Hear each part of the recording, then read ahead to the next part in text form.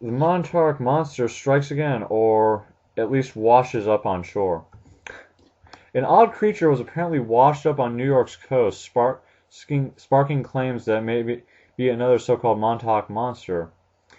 A similar carcass sparked an online media frenzy last July after appearing at a popular surfing spot near Montauk, July.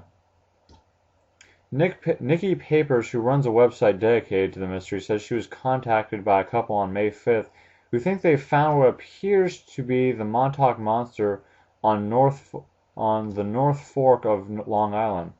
Papers wrote that he traveled to south of New York to view the remains.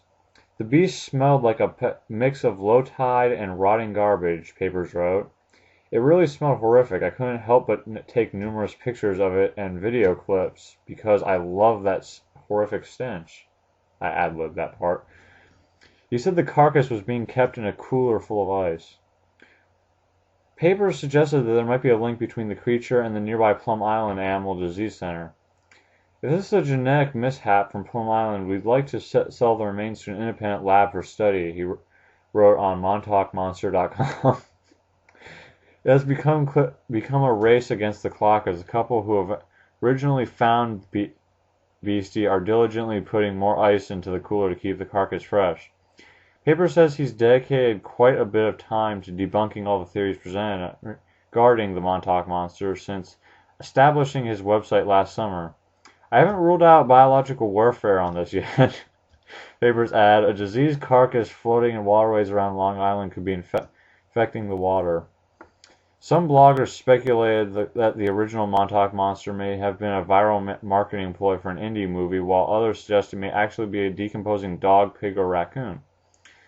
For those of you who don't know, the Montauk Monster was an unidentified creature that allegedly washed ashore dead on a beach near the Montauk, New York business district in July of 2008. The identity of the creature and the veracity of stories surrounding it has been the subject of an unresolved controversy and speculation. Its discovery has been covered by the national news channels such as CNN, Fox News, and such, and has generated popular discussion on the internet. I would just like to quickly show a picture of what this thing looks like. Oh my god! Oh my god! As you can see, it clearly is the most... I can't even describe it. It looks like it has the head of a griffin, if I could possibly imagine what that looks like. And then like the body of a sloth if it got all of its skin burned off. But with kangaroo or dog legs, I'm not really sure.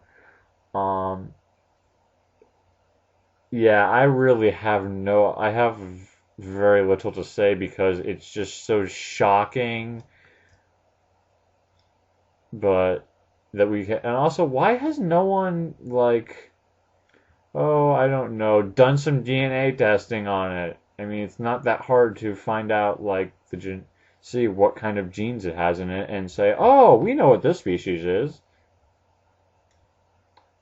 Whatever. Anyway, on Hulu, while I was flipping around, I found this show called Heroes. Now, I watched Heroes once on TV a while ago, and I honestly thought it was like that cartoon or that TV series where they have a bunch of people dressed in superhero costumes and do Stanley's bidding. Sadly, though, I was mistaken. Well, not sadly, because I don't really care. Although Stanley's personal life is his own, I won't get into that. But I actually kind of hated the show at first, but now I'm watching. I've gone to watching episode 20 of the third season. I don't know why, but I can't stop watching it. It's kind of sad. I mean, I don't know. Maybe it's just that they stopped showing the House season finale has literally warped me that much. Oh, for those of you who don't know, you missed a very good House because House actually was admitted to a psych ward. Or at least I think that's what was. It was either that or an old folks home, whichever.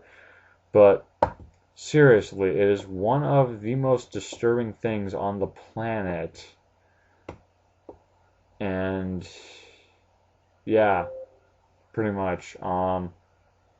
But yeah, anyway, Heroes is actually kind of addicting now. I can't stop watching it. But this is the third season, and I believe it's the most recent, so I only have 5 more episodes, and I can stop watching. Oh, also Lost. Speaking of season finales, Lost had its 2-hour season finale last night. I was lost watching Lost. I watched like a couple episodes, but I never really got into it. When it first came out, I honestly thought it was like a reality TV show like Survivor, but then I found out it's an actual TV show. It has like a smoke monster. It's apparently an island that doesn't have the laws of time and space apply or something. I don't really know. It's very confusing. Um, but yeah, it was. I watched 2 hours and I couldn't even figure out what was going on. All I remember is like at the end they had this girl fall into a pit that looked like it was possibly a mile down, and then she blew it up and it like blew up. I don't know. I'm lost watching Lost. Um, so yeah.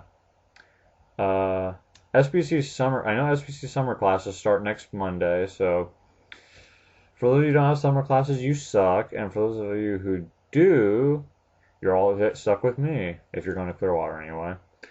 But I guess that's about it. So I do hope your summer starts off rather interesting because I know mine will.